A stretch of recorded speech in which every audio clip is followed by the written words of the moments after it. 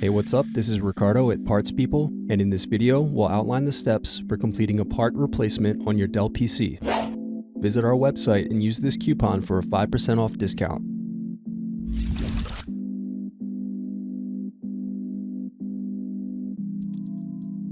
Use thin object to peel off screw covers. Now unscrew and remove base cover.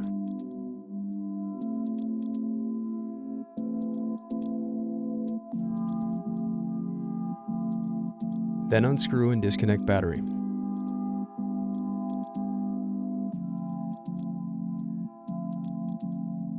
Now unscrew and disconnect DC jack. Thanks for watching. Don't forget to like and subscribe if you enjoyed this video. And if you need more, check out this playlist to watch other tutorials for your laptop. You can also click here to find parts for your laptop at partspeople.com.